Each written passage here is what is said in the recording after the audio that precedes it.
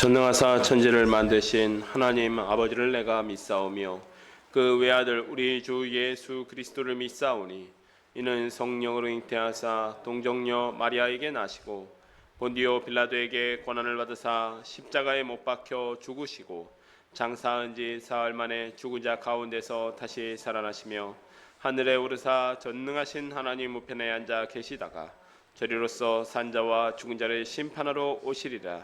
성령을 믿사오며 거룩한 공회와 성도가 서로 교통하는 것과 죄를 사하여 주시는 것과 몸이 다시 사는 것과 영원히 사는 것을 믿사옵나이다. 아멘.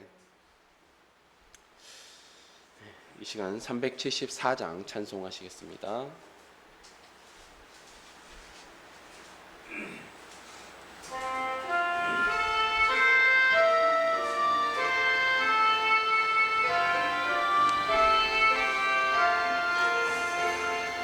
나의 믿음 약할 때에 주가 붙드네.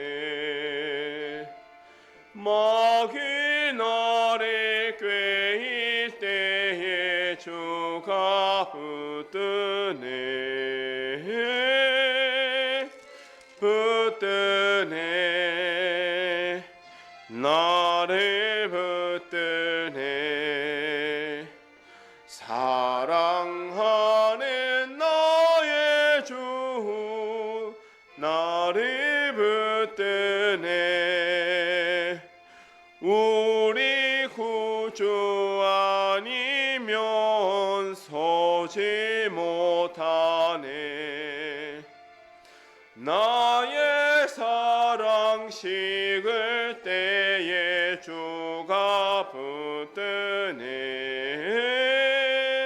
나를 붙드네. 나를 붙드네. 사랑하는 나의 주 나를 붙드네.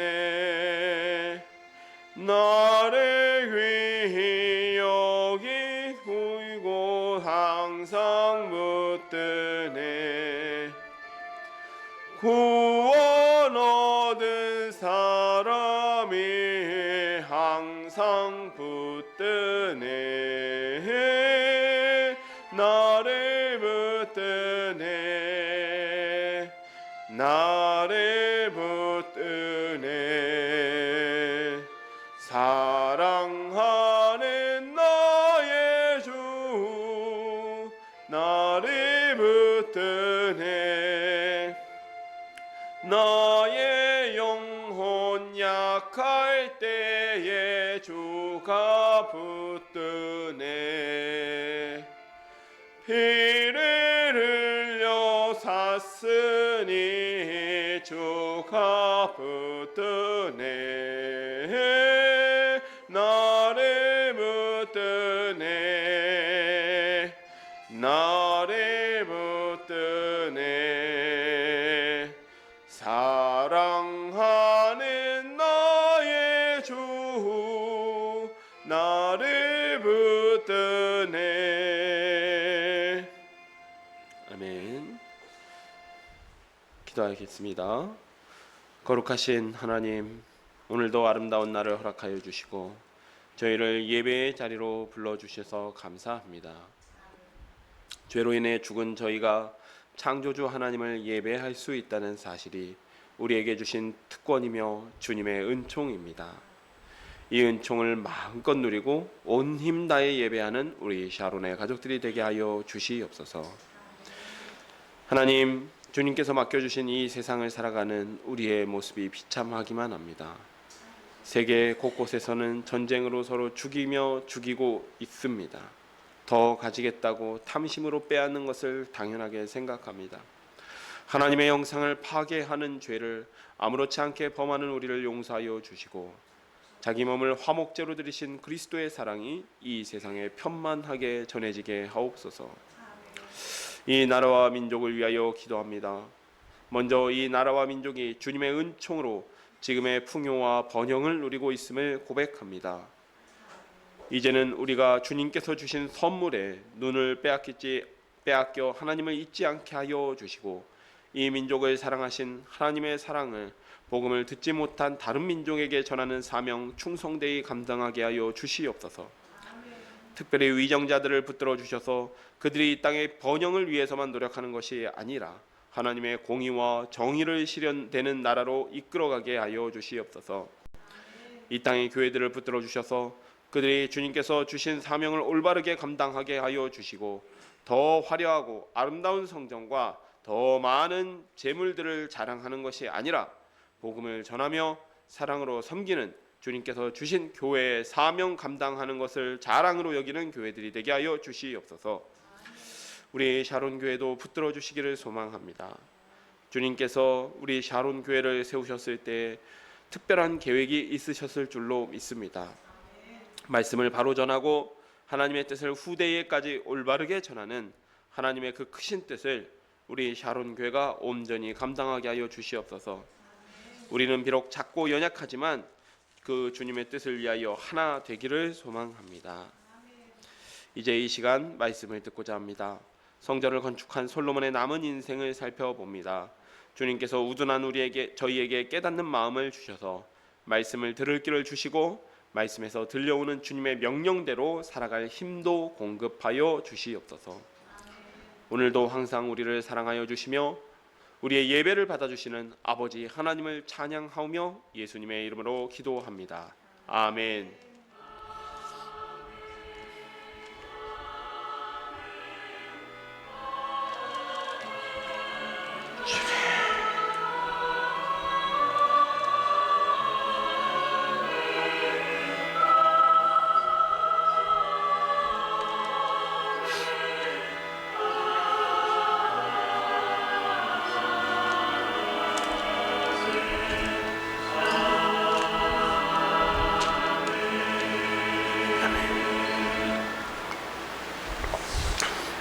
이 시간 우리에게 주신 하나님의 말씀은 역대하 9장 13절부터 21절 말씀입니다. 구약성경 667페이지에 있습니다. 역대하 9장 13절부터 21절 말씀입니다. 제가 하나님의 말씀을 받들어서 봉독하도록 하겠습니다.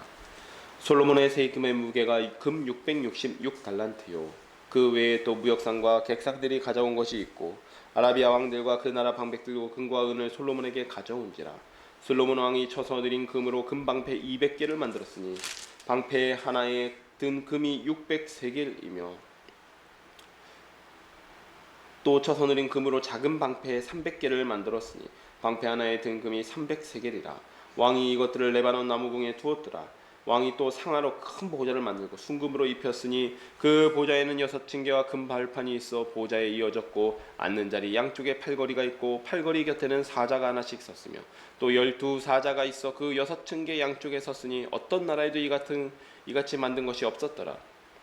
솔로몬 왕이 마시는 그릇은 다 금이요 레바논 나무궁의 그릇들도 다 순금이라. 솔로몬의 시대에 은을 귀하게 여기지 아니함은 왕의 배들이 후람의 종들과 함께 다시스로 다니며 그 배들이 3년에 1차씩 다시스에 금과 은과 상아와 원숭이와 공작을 실어 옮이더라. 아멘. 네, 저희가 지난 시간에 솔로몬과 백성들이 함께 성전의 낙성식을 치르고 또 솔로몬이 기도하는 모습을 살펴보았습니다. 솔로몬은 성전 낙성식을 치르면서 백성을 대표해서 기도합니다. 그가 하나님의 성전에 대해서 강구한 내용은 우리가 보통 알고 있는 이 이스라엘 백성들이 성전에 가지고 있었던 어떤 생각 혹은 어떤 고정관념이라고도 할 수 있는데 그런 것들과는 조금 다른 것이었습니다. 솔로몬이 하나님의 성전을 봉헌하면서 드렸던 그 성전에 대한 마음은 성전은 하나님께 예배를 드리는 장소이며 하나님의 공의가 성취되는 장소이었고 이스라엘 백성들이 함께 기도하며 또 회개하는 장소였습니다. 또한 성전이 그 자체로 훌륭한 공간이라고는 하지만 하나님께서 임재하시는 것이 그 성전의 훌륭함 때문이 아니라 하나님께서 그곳에 이름을 두시겠다라고 약속한 하나님의 약속 때문이라는 것을 고백합니다. 하나님께서는 이같이 솔로몬의 기도에 응답하셨습니다. 솔로몬과 이스라엘 백성들이 하나님의 말씀인 율법에 순종할 때에 그의 모든 기도와 간구는 이루어질 것이라고 약속하십니다. 다만 그들이 불순종할 때는 재앙을 내리시고 하나님 앞에서 그 하나님께서 이름을 두시겠다라고 약속하신 그 성전조차도 하나님께 버림을 받게 될 것이라는 말씀하십니다. 이 시간 우리가 살펴볼 8장과 9장은 솔로몬의 나머지 업적들입니다. 솔로몬의 업적의 태반은 성전 건축으로 지금 역대기 기자가 기록하고 있고요. 솔로몬 업적의 나머지 부분들 8장 9장인데 굉장히 상대적으로 적은 분량이 기록되어 있습니다. 왜냐하면 솔로몬의 시세가 40년이고 성전 건축과 왕궁 건축이 20년인데 나머지 이 업적에 대한 게 사실은 거의 이제 언급이 안 돼 있는 수준이죠. 하지만 우리가 이 기록들을 통해서도 이 기록을 통해서도 솔로몬 왕의 그 일생을 통하여서 하나님께서 우리에게 들려주시는 이 말씀들을 듣기를 소망합니다. 네, 역대하서 8장입니다. 솔로몬 왕의 업적인데 11절까지 한번 보도록 하겠습니다. 솔로몬이 여호와의 전과 자기 궁궐을 20년 동안에 건축하기를 마치고 후람이 솔로몬에게 되돌려준 성읍들을 솔로몬이 건축하여 이스라엘 자손에게 거기서 거주하게 하였더라 하니라. 솔로몬이 가서 하맛 소바를 쳐서 점령하고 또 광야에서 다드모를 건축하고 하마스 모든 국고성들을 건축하고 또 윗 벳호른과 아랫 벳호른을 건축하되 성벽과 문과 문빗장이 있게 하여 견고한 성읍으로 만들고 또 바알락과 자기에게 있는 모든 국고성들과 모든 병과 성들과 마병의 성들을 건축하고 솔로몬이 또 예루살렘과 레바논과 그가 다스리는 온 땅에서 건축하고자 하던 것을 다 건축하니라. 이스라엘이 아닌 헷 족속과 아모리 족속과 브리스 족속과 히위 족속과 여부스 족속에 남아있는 모든 자 곧 이스라엘 자손이 다 멸하지 않았으므로 그 땅에 남아있는 그들의 자손들을 솔로몬이 역군으로 삼아 오늘에 이르렀을 때 오직 이스라엘 자손은 솔로몬이 노예로 삼아 일을 시키지 아니하였으니 그들은 군사와 지휘관의 우두머리들과 그의 병거와 마병의 지휘관들이 됨이라. 솔로몬 왕의 공장을 감독하는 자들이 250명이라. 그들이 백성을 다스렸더라. 솔로몬이 바로의 딸을 데리고 다윗성에서부터 그를 위하여 건축한 왕궁에 이르되 내 아내가 이스라엘 왕 다윗의 왕궁에 살지 못하리니 이는 여호와에게가 이른 곳이 다 거룩함이니라 하였더라. 2절을 보면요, 솔로몬이 성전과 궁정 건축에 도움을 준 후람에게 답례로 준 갈릴리 지역이 있었습니다. 역대상을 보면요, 이 갈릴리 지역의 성읍 20개를 후람에게 답례로 주었다라고 되어 있는데, 이 후람이 쓱 이제 시차를 와서 갈릴리 지역을 보고 나니까 내 형제요, 그대가 뭐 이런 땅을 나에게 지금 가지라고 주시는 것이요 하면서 당신이나 아시오 하면서 돌려줘 버립니다. 근데 그만큼 그때 당시에는 갈릴리 지역이 이방의 갈릴리라는 별칭이 붙어 있을 정도로 좀 외적의 침입도 많고 그러다 보니까 좀 개발이 좀 많이 소외되었던 지역 같습니다. 근데 예수님 시대에는 조금 달라요. 왜냐하면 예수님 시대에 돌아가면요, 그때 당시에 이제 헤롯 가문에서 갈릴리 지역을 좀 많이 개발을 합니다. 헤롯 가문이 갈릴리 지역을 많이 개발하고 막 그쪽에 로마식으로 도시들도 많이 지어놓고 로마 건축물들도 많이 지어놓고 해서 갈릴리 지역이 상대적으로 좀 많이 개발된 지역이 되었습니다. 그래서 이때와 그때는 좀 다르다는 사실을 먼저 알려드리고요. 그래서 이 후람 왕이 또는 히람 왕이 같은 사람이죠. 히람 왕이 이 땅을 가불이라고 이름을 붙여버립니다. 이 가불이라는 이름은 히브리식 이름은 아니고 페니키아어인데 쓸모없는 땅이다라고 할 정도로 그렇게 이름을 붙여서 솔로몬에게 돌려줍니다. 그러자 솔로몬이 그곳에 성읍을 쌓아서 이스라엘 백성들이 갈릴리 지역에 거주할 수 있게 하였다라고 합니다. 이것이 이제 솔로몬의 업적인 것이지요. 그런데 여기서도 이제 좀 역대상에서도 그렇고 사실 역대상이 아니라 열왕기상에서도 그렇고 역대상에서도 그렇고 사실은 이 역사가들이 이걸 대놓고 지적을 하진 않지만 여기서도 솔로몬의 실수가 드러납니다. 우리가 지금 살펴볼 것이 솔로몬의 업적 부분인데 사실은 이 솔로몬의 업적을 역대기 기자는 이러한 의도로 썼습니다. 이 솔로몬이 이처럼 하나님을 사모하고 사랑하는 마음으로 성전을 건축하였더니 하나님께서 솔로몬에게 이와 같이 복을 주셔서 이 솔로몬 시대에 황금기를 이루게 하셨더라. 이런 약간 인과응보적인 신학, 그런 신학으로서 이 역사를 기록하고 있는데요. 그럼에도 불구하고 차마 이 솔로몬의 실수들을 숨길 수 없는 부분들이 나옵니다. 그래서 이 시간에는 저희가 아마 그 부분들을 조금 더 집중적으로 살펴보게 될 것 같습니다. 여기서 나오는 솔로몬의 실수는 바로 땅을 자기 임의대로 주었다라는 것입니다. 자, 이스라엘 백성이 받은 땅, 하나님께서 약속하신 땅을 받지요. 그런데 그 땅이 원래 누구에게 속해져 있는 것입니까? 하나님께 속해져 있는 겁니다. 그래서 오죽하면 지경, 땅의 이 지경, 이 경계표조차 함부로 옮길 수 없도록 율법에다 명시를 해놨어요. 그런데 아무리 왕이라고 하더라도 갈릴리에 있는 20개의 성읍을 자기 도와줬다고 해서 그 성읍을 선물로 주었다가 돌려받았다라고 하는 것은 솔로몬이 이 율법에, 이 땅에 관련되어 있는 이 율법을 크게 조심스럽게 생각하지 않았다라는 반증이 되는 것입니다. 그러니까 이런 부분도 솔로몬의 실수가 보이는 부분이지요. 다만 역대기 기자는 솔로몬의 실수로 볼 수 있는 부분을 세세하게 기록하지 않고 도리어 솔로몬이 성읍을 건축해서 이스라엘 백성이 지금 갈릴리 땅에 살게 된 것이 솔로몬의 업적이다라고 하는 그런 관점에서 기록하고 있습니다. 3절에 보면 하맛 소바라고 하는데 이곳은 하맛과 소바를 이야기하는데 이 소바라는 나라는 다윗 이야기할 때도 몇 번 등장했습니다. 다윗이 아람 나라와 전쟁을 했을 때 등장했던 도시 국가가 소바라는 나라였어요. 거기 왕이 하닷 에셀이라고 하는 왕이 있었죠. 즉 다윗이 승리했던 나라를 솔로몬이 다시 한번 쳐서 점령하고 그곳에다 하맛 지역에다 국고성을 건축을 했다라고 기록하고 있습니다. 이는 솔로몬의 영역이 당시 근동의 중요한 교역로를 장악했고 솔로몬의 영향력이 유프라테스 강까지 이르렀다라고 하는 것을 지금 나타내주고 있는 것입니다.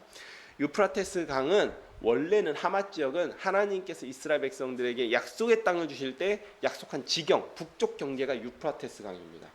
유프라테스 강인데 사실은 이스라엘 백성들이 거기까지 점령 못하고 기껏 해봐야 사실 헐몬산, 기껏 해봐야 그 정도예요. 근데 솔로몬 때에 대해서야 비로소 이 영향력이 하맛 지역까지, 유프라테스 강을 경계는 그 하맛 지역까지 이르게 되었다라고 하는 것입니다.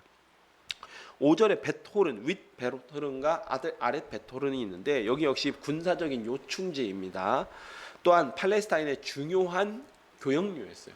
우리가 이른바 바닷길이라고도 하고 왕의 대로라고도 하는데 이 왕의 대로가 관통하고 있는 두 도시가 윗 베토른과 아랫 베토른입니다. 즉 지금 이 기록들은 모두 다 무엇을 이야기하냐면 솔로몬 왕이 군사력을 확충해서 주요한 교역로마다 이 군사들을 주둔시켰다. 그래서 그 영향력을 유지했다라고 하는 것들을 지금 나타내주고 있는 것입니다. 솔로몬 시대에는 국가적인 건축 사업이 많았기 때문에 노동력 관리가 굉장히 중요했어요. 그러니까 역군이라고 하죠. 노동력 관리가 굉장히 중요했습니다. 그래서 7절과 10절은 이스라엘이 하나님의 명령에 따라서 진멸하지 못했던 가나안의 족속들 있죠. 이 족속들을 솔로몬 시대 때는 완벽하게 제압을 해서 이 족속들을 인구 조사를 해서 이 족속들을 가나안의 족속들을 역군, 좋게 이야기하면 역군이고요. 조금 나쁘게 이야기하면 노예죠. 건설 노예로 부렸다라는 것을 기록하고 있습니다. 이 11절에는 솔로몬이 애굽 공주와 결혼했던 사실이 기록되어 있는데 사실 이조차도 솔로몬의 최대 실수죠. 가장 큰 실수이고 솔로몬이 타락하게 된 결정적인 계기가 되었던 사건이 바로 솔로몬의 왕비를 애굽의 공주를 맞아들인 것이었습니다. 이후 이스라엘 역사가 비극으로 몰고 간 사건이기도 하고 우리가 살펴볼 솔로몬의 나머지 치세가 끝나자마자 르호보암 이야기가 나오는데 사실 역대기 기자가 구체적으로 이야기하고 있지는 않지만 그때 나라가 남과 북으로 나뉘어진 원인이 어디 있었냐? 바로 여기에 있었다라는 것입니다. 그런데 역대기 기자는 심지어 이 사건조차도 솔로몬의 경건함을 드러낸 사건이라고 기록하고 있습니다. 본문에서는 솔로몬이 외교적인 이유로 바로의 딸과 결혼하고 나서는 임시로 다윗성에 거주하게 하다가 왕비를 위한 궁이 완성되자 다윗성에는 하나님의 법궤가 있기 때문에 당신이 거기에 거주하면 안 됩니다. 이제 당신을 위해 지은 성으로 오십시오라고 이야기했다라고 기록하고 있지요. 그런데 참 재밌는 부분인데요. 법궤가 그렇게 거룩하면 사실 법궤가 거룩한 것보다 이 법궤가 담고 있는 하나님의 말씀을 들어야 될 거 아닙니까? 그렇다면 사실은 아무리 외교적인 목적이 어쩌했든 바로의 딸과 결혼했으면 안 되는 거예요. 그런데 일단 역대기 기자의 이 사과는 바로의 딸과 결혼한 건 뭐 어쩔 수 없고, 근데 그 상황에서도 솔로몬이 바로의 딸을 하나님의 법궤가 안치되어 있는 이 다윗성에서는 지내지 못하게 했다, 이렇게 지금 기록하고 있는 것이죠. 사실은 하나님 말씀에 순종해서 이방 여인을 아내로 맞지 말았어야 할 텐데 그렇지 못했습니다. 이것이 솔로몬이 범죄하게 된 시초에 해당되는 사건입니다. 이제 12절부터 보도록 하겠습니다. 솔로몬이 낭실 앞에 쌓은 여호와의 제단 위에 여호와께 번제를 드리되 모세의 명령을 따라 매일의 일과대로 안식일과 초하루와 정한 절기 곧 1년의 세 절기 무교절과 칠칠절과 초막절에 드렸더라. 여기 낭실이라는 말은 성전 현관에 해당되는 말이라고 말씀드린 적이 있습니다. 솔로몬이 또 그의 아버지 다윗의 규례를 따라 제사장들의 반열을 정하여 섬기게 하고 레위 사람들에게도 그 직분을 맡겨 매일의 일과대로 찬송하며 제사장들 앞에서 수종 들게 하되 하며 또 문지기들에게 그 반열을 따라 각 문을 지키게 하였으니 이는 하나님의 사람 다윗이 전에 이렇게 명령하였음이라. 제사장들과 레위 사람들이 국고의 일에든지 무슨 일에든지 왕이 명령한 바를 전혀 어기지 아니하였더라. 솔로몬이 여호와 전에 기토를 쌓았던 날부터 준공하기까지 모든 것을 완비하였으므로 여호와의 전 공사가 결점 없이 끝나니라. 그때 솔로몬이 에돔 땅의 바닷가 에시온 게벨과 엘롯에 이르렀더니 후람이 그의 신복들에게 부탁하여 배와 바닷길을 아는 종들을 보내며 그들이 솔로몬의 종들과 함께 오빌에 이르러 거기서 금 450달란트를 얻어 솔로몬 왕에게로 가져왔더라. 네, 이 12절과 15절, 12절에서 이제 18절 방금 읽어본 이 구절은요, 솔로몬이 율법에 따라 제사를 드리고 절기를 지켰다라고 기록하고 있습니다. 역시 이 성전과 예배를 중요하게 생각하는 역대기 기자의 이 역사관, 또 신앙관이 드러나는 부분이라고 할 수 있겠죠. 그리고 17절과 18절은 솔로몬 시대의 부유함에 대해서 기록하고 있습니다. 다만 이 기록을 솔로몬 시대 제사 에 대한 기록의 뒤에 배치함으로써 율법을 지킨 솔로몬과 이스라엘이 경제적으로도 하나님께 복을 받아서 부유하게 되었다, 뭐 이렇게 이야기하고 있는 것이지요. 이 17절의 에시온 게벨은 지금 어디라고 생각하시면 되냐면요, 지금도 이 세계 지도를 찾아보면 홍해가 보입니다. 이렇게 아카바만 해서 저쪽 움푹 들어가 있는 홍해가 보이죠. 시나이 그 이집트와 이스라엘 사이에 시나이 반도라고 삼각형의 작은 반도가 있고 그 오른편에 해당되는 곳이 이제 홍해 오른편에 해당되는 그 꼭지점으로 온폭 들어가게 생긴 그곳이 에시온 게벨입니다. 근데 원래는 이제 에돔 사람들의 땅이었죠. 에돔 사람들의 땅이 이제 솔로몬이 영향력이 커지니까 그 에시온 게벨에서 배를 띄운 거예요. 그래서 여기서는 오빌의 금을 가져왔다라고 하는데 오빌이 정확하게 어느 지역인지는 알 수 없습니다. 아프리카 지역이라고 이야기하는 사람도 있고 지금의 사우디아라비아 지역이라고 이야기하시는 학자들도 있습니다. 그곳에 배를 띄우려다 보니까 두로왕 히람, 두로왕 같은 경우에는 이 두로는 지중해 연안의 도시국가예요. 그러니까 이 배를 띄우려다 보니까 솔로몬과 협력을 해서 일종의 합작 회사를 만든 거죠. 합작 회사를 만들어서 에시온 게벨에서 배를 띄워서 이 금을 교역을 했다, 이 이야기를 지금 하고 있습니다. 예, 그리고 이제 9장을 저희가 살펴볼 텐데요. 9장은 솔로몬 왕의 지혜와 명예가 가장 정점에 다다랐을 때에 일어났던 스바 여왕의 방문 사건입니다. 스바 여왕이 솔로몬의 명성을 듣고 와서 어려운 질문으로 솔로몬을 시험하고자 하여 예루살렘에 이르니 매우 많은 시종들을 거느리고 향품과 많은 금과 보석을 낙타에 실었더라. 그가 솔로몬에게 나와 자기 마음에 있는 것을 다 말하매 솔로몬이 그가 묻는 말에 다 대답하였으니 솔로몬이 몰라서 대답하지 못한 것이 없었더라. 스바 여왕이 솔로몬의 지혜와 그가 건축한 궁과 그의 상의 음식물과 그의 신하들과 좌석과 그의 신하들이 도열한 것과 그들의 공복과 술관원들과 그들의 공복과 여호와의 전에 올라가는 층계를 보고 정신이 황홀하여 왕께 말하되 내가 내 나라에서 당신의 행위와 당신의 지혜에 대하여 들은 소문이 진실하도다. 내가 그 말들을 믿지 아니하였더니 이제 와서 본즉 당신의 지혜가 크다 한 말이 그 절반도 못되니 당신은 내가 들은 소문보다 더하도다. 복되도다 당신의 사람들이요 복되도다 당신의 신하들이요 항상 당신 앞에 서서 당신의 지혜를 들음이로다. 당신의 하나님 여호와를 송축할지로다. 하나님이 당신을 기뻐하시고 그 자리에 올리사 당신의 하나님 여호와를 위하여 왕이 되게 하셨도다. 당신의 하나님이 이스라엘을 사랑하사 영원히 경고하게 하시려고 당신을 세워 그들의 왕으로 삼아 정의와 공의를 행하게 하셨도다 하고 이에 그가 금 120달란트와 매우 많은 향품과 보석을 왕께 드렸으니 스바 여왕이 솔로몬 왕께 드린 향품 같은 것이 전에는 없었더라. 후람의 신하들과 솔로몬의 신하들도 오빌에서 금을 실어올 때 백단목과 보석을 가져온지라. 왕이 백단목으로 여호와의 전과 왕궁의 층대를 만들고 또 노래하는 자들을 위하여 수금과 비파를 만들었으니 이 같은 것들은 유다 땅에서 전에는 보지 못하였더라. 솔로몬 왕이 스바 여왕이 가져온 대로 담례하고 그 외에 또 그가 소한 대로 구하는 것을 모두 주니 이에 그가 그의 신하들과 더불어 본국으로 돌아갔더라. 여기 이제 스바 여왕이라고 하는 이 여인이 등장하는데요. 사실 스바가 어디냐에 따라 학자들이 좀 의견이 갈립니다. 저희는 보통 스바를 이제 에티오피아라고 좀 잘 알고 있죠. 그런데 크게 이제 두 지역으로 봅니다. 가장 이제 가능성이 높은 지역이 두 지역인데 하나는 이제 전통적으로 이제 에티오피아 지역이라고 보기도 하고 혹은 사우디아라비아 지역의 고대 왕국일 것이라고 보는 견해도 있습니다. 이 두 견해 모두 다 있습니다. 여기서 이제 왜 그런지 이제 뒤에 설명하도록 하고요. 여기 보면요, 스바 여왕이 많은 시종을 거느리고 또 많은 물건을 가지고 이스라엘을 방문합니다. 낙타를 많이 데리고 방문했다고 하거든요.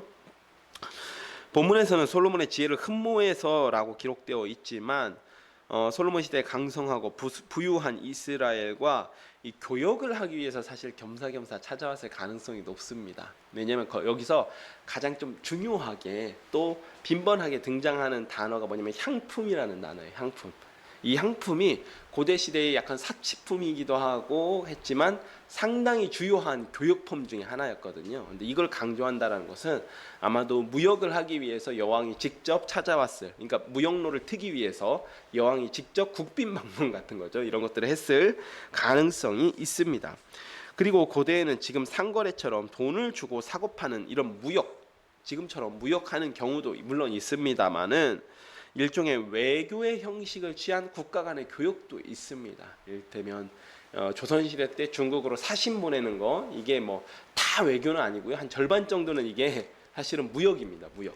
그래서 조공을 바치면 중국 이제 황제에게 조공을 바치면 중국 황제는 황제 체면이 있으니까 그보다 더 많은, 보통 한 4-5배 정도 됐다고 해요. 4-5배 정도 되는 가치로 보면 그런 이제 하사품을 내리는 것이죠. 물론 무역인데 이제 중국 사람들이 워낙 그런 뭐 약간 그 좀 자존심이 있잖아요. 그러니까 그런 것들을 이제 하사품이라고 표현을 하는 것이죠.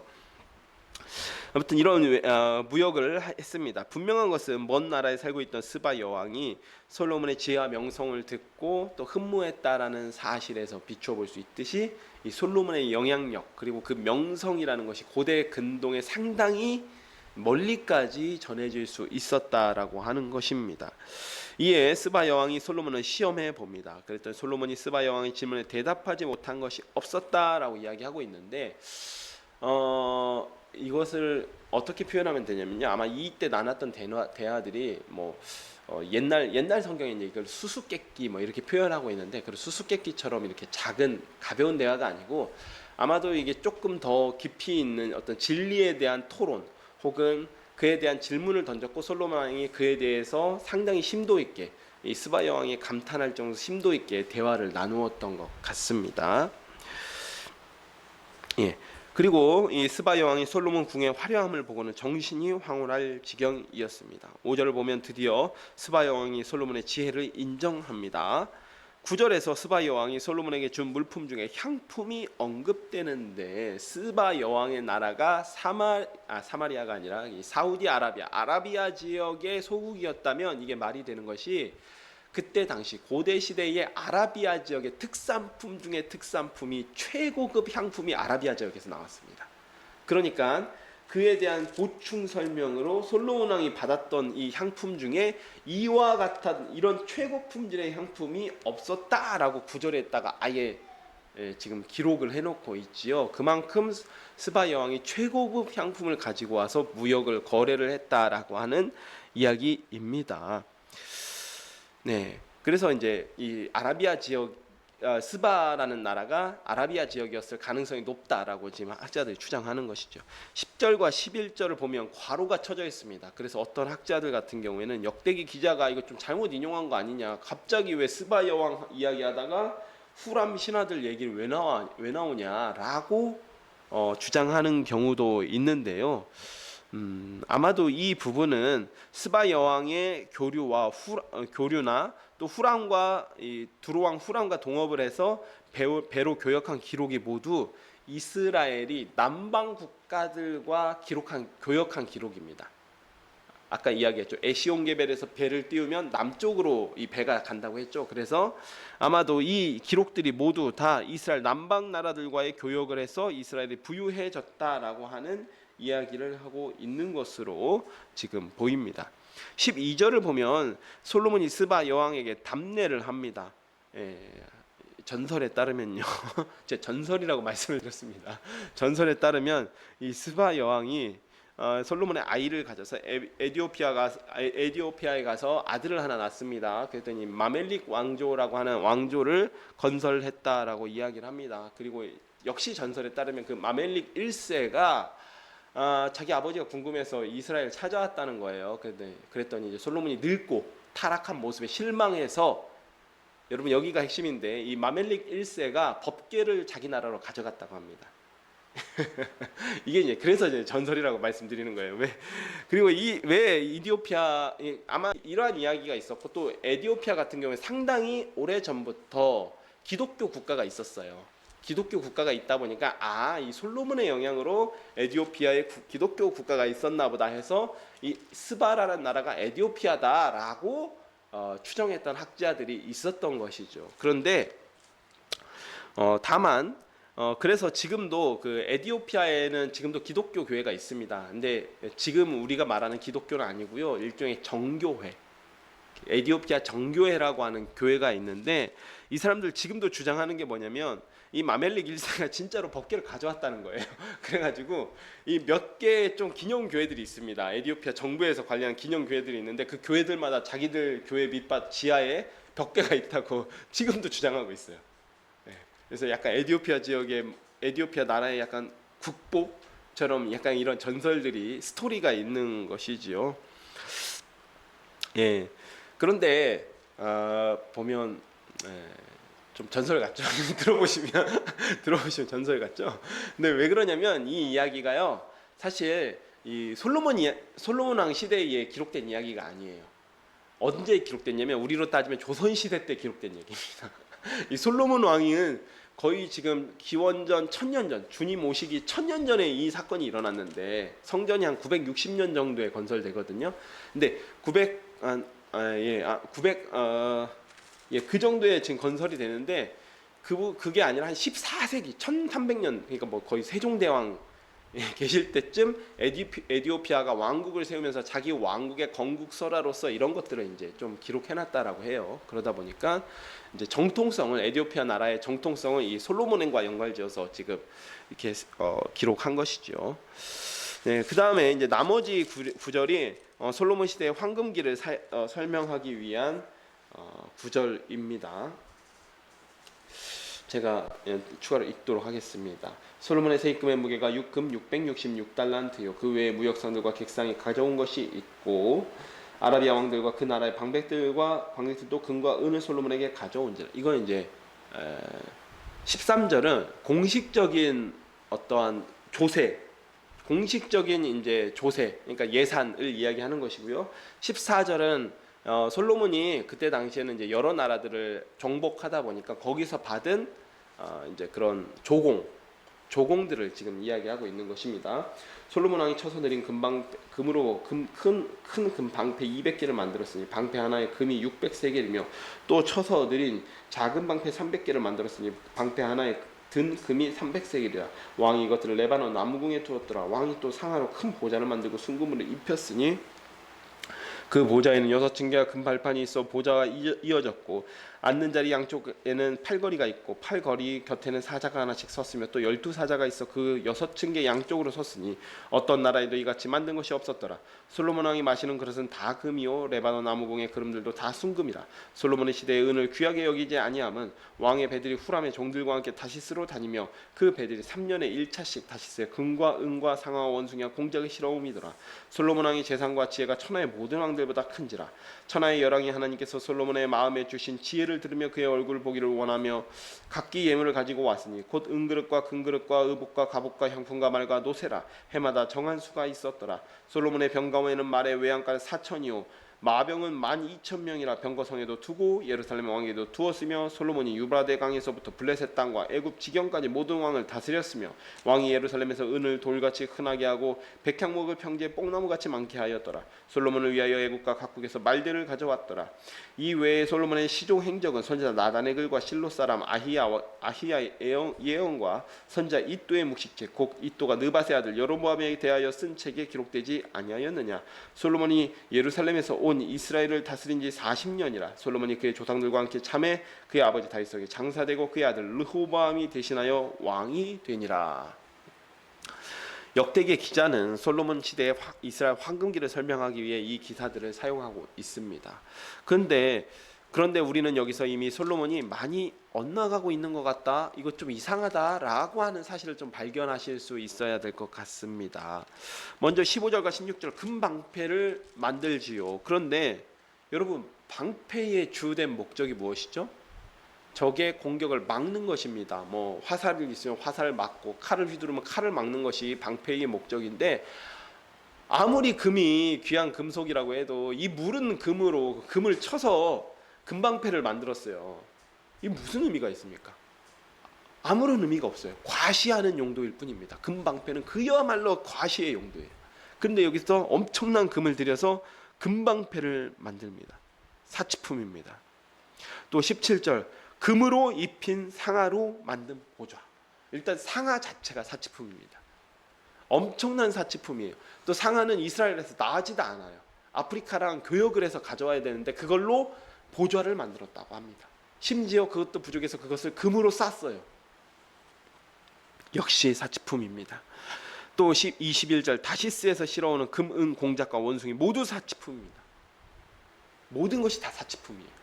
물론 여기서 말하는 다시스가 요나 시대 때 이야기한 다시스는 아닌 것 같아요. 여기서 말하는 다시스는 정확하게 어딘지 모릅니다. 근데 아마도 지금까지 여러 가지 솔로몬에 대한 기록을 들어보면 이 다시스는 아마 남쪽에 있는 다시스 같죠. 그러니까 남방, 이를테면 아프리카라든지 혹은 아라비아 지역에 있었던 나라를 다시스라고 칭한 것 같습니다. 다만 이곳에서 실어오는 것들이 금과 은과 공작과 원숭이, 이런 것들을 실어왔다라고 합니다. 솔로몬이 사치를 부리기 시작합니다. 22절 이하로는 솔로몬이 다스린 영토와 군사력과 부에 대한 기록입니다. 읽어보시면 알만합니다. 근데 26절 보면 솔로몬이 다스린 영토가 기록되어 있는데, 여기서 나오는 영토가요, 솔로몬이 영구히 집권했던 영토가 아닙니다. 역대상에서는 굳이 역대하에서는 굳이 그렇게까지 이야기하고 있지는 않습니다만은, 열왕기상을 보잖아요. 그러면 솔로몬 말년으로 가면 갈수록 여기저기서 반란이 일어납니다. 반란이 일어나기도 하고요, 조공을 철폐하기도 하고요. 그러면서 여러 나라들이 떨어져 나가요. 지금 이 솔로몬 초기의 영토만 지금 이야기하고 있습니다. 솔로몬 시대 초기 영토만요. 그래서 영토를 상실합니다. 29절 이하는 솔로몬의 마지막 기사입니다. 다윗의 기록과 마찬가지로 역사가가 참고한 자료들을 나열하고 솔로몬 40년 통치를 마치고 그의 아들 르호보암에게 왕위를 계승했다라는 기록으로 솔로몬 시대가 막을 내리고 있습니다. 역시 솔로몬 시대의 말년의 추태는 모두 기록되지 않았습니다. 이방 여인들과 무절제한 결혼으로 우상 숭배에 빠졌습니다. 이 일로 하나님께서 여로보암이란 대적을 세우셔서 이스라엘 나라를 나누십니다. 심지어 여러분, 솔로몬의 후계자 르호보암 있잖아요. 암몬 여인에게서 얻은 아들입니다. 암몬 여인에게서 얻은 아들을 후계자로 세웠습니다. 여기까지 살펴보도록 하겠습니다. 역대기의 기자는 솔로몬이 성전을 건축했다는 사실 때문에 그의 치사를 굉장히 긍정적으로 기록하고 있습니다. 또 역사를 기록한 목적이 있는 것이죠. 이스라엘 백성들에게 우리가 성전을 재건했듯이 다시 재건할 나라는 다윗과 솔로몬 시대처럼 되어야 되지 않겠냐라고 하는 도전을 주기 위해서 솔로몬 시대를 황금기로 그리고는 있지만, 그럼에도 불구하고 숨기지 못한 것이 솔로몬의 마음이 조금씩 하나님을 떠나고 있었구나라는 사실이 그 황금기를 기록하는 과정 가운데서도 숨길 수가 없는 겁니다. 두로왕 후람에게 답례로 준 땅, 하나님께서 땅의 지경을 내 마음대로 옮기지 말라라고 하셨는데도 땅을 선물해 줍니다. 그리고 애굽의 공주를 자신의 아내로, 왕비로 맞아 드립니다. 그리고 하나님께서 솔로몬이 공의와 정의로 통치를 하겠다라고 하니까 그렇다면 내가 너에게 부도 주마하고 여러 부를 부여하게 해줬더니 이제는 그것으로 사치하기 시작하는 거예요. 열왕기 상에서는 솔로몬이 말년에 그의 마음이 하나님을 떠났다라고 기록하고 있지만, 하지만 성경이 이야기하는 바에서 우리가 찾을 수 있는 사실은 그거는 결론적인 얘기구나. 솔로몬의 마음은 이미 하나님을 조금씩 떠나고 있었구나. 그 결과가 우상숭배였구나. 우상숭배에서 하나님을 떠난 게 아니라 하나님으로부터 마음이 조금씩 떠나다가 마지막으로 했던 게 우상숭배였다라는 것이죠. 이는 어느 날 갑자기 일어난 일이 아닙니다. 솔로몬이 결혼한 이방 여인들만의 책임도 아닙니다.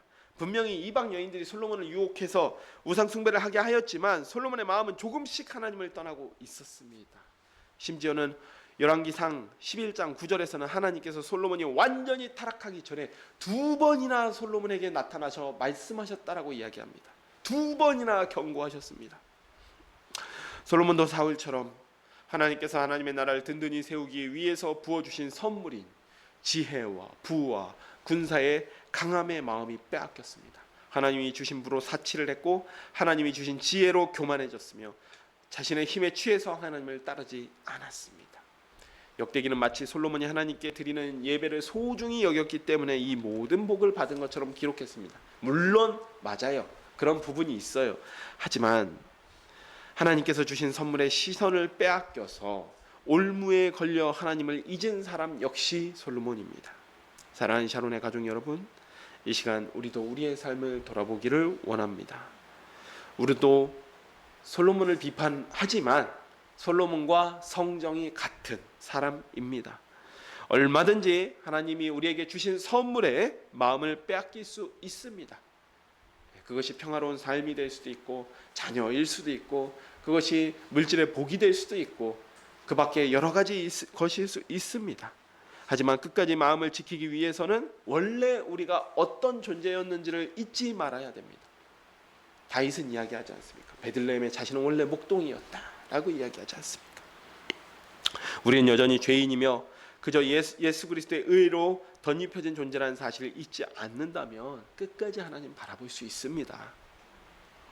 우리 샤론의 가족들이 모두 선물이 아니라 우리 자신의 비천함을 바라보고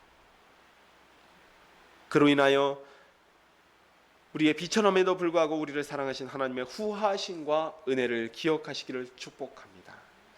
제가 기도하고 말씀을 맺도록 하겠습니다. 하나님 아버지 참으로 감사드립니다. 오늘 솔로몬의 삶을 살펴보았습니다.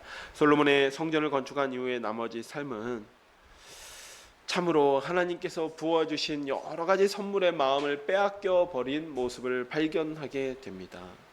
주님, 솔로몬이 처음에는 너무 겸손하게 하나님을 섬기기 위해 잘했는데도 불구하고 그가 결국 하나님 부어주신 선물에 하나님께서 주신 선물의 마음을 빼앗겼을 때 형편없이 타락하고 말아버립니다. 주님, 저희도 솔로몬과 성정이 같은 사람입니다. 솔로몬처럼 얼마든지 저희의 본래의 비참한 처지를 잊고 원래부터 우리가 누려왔던 것처럼 원래부터 우리가 잘했던 것처럼 착각할 수 있습니다.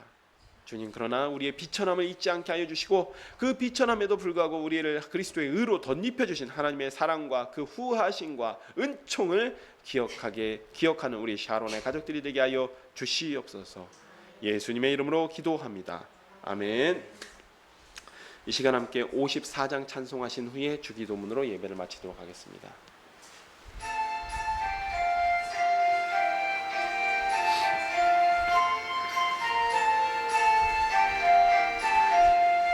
주여 복을 구하오니 편히 가게 하시고 사람마다 주내로 이기도록 하시고 광야 같은 세상에서 항상 인도하소서.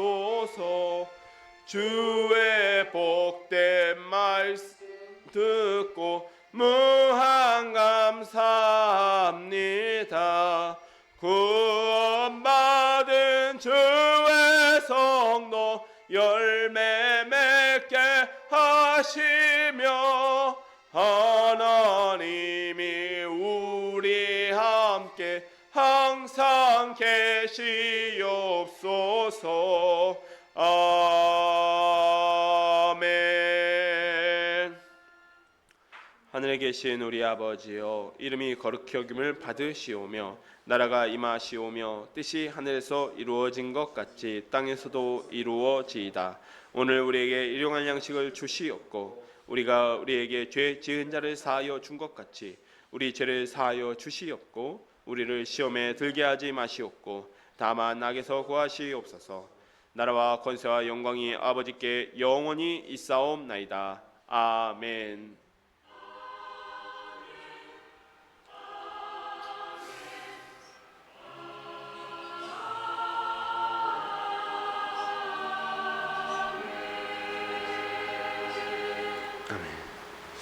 네, 예배 마쳤습니다. 하나님께 영광과 감사의 박수 올려드리겠습니다.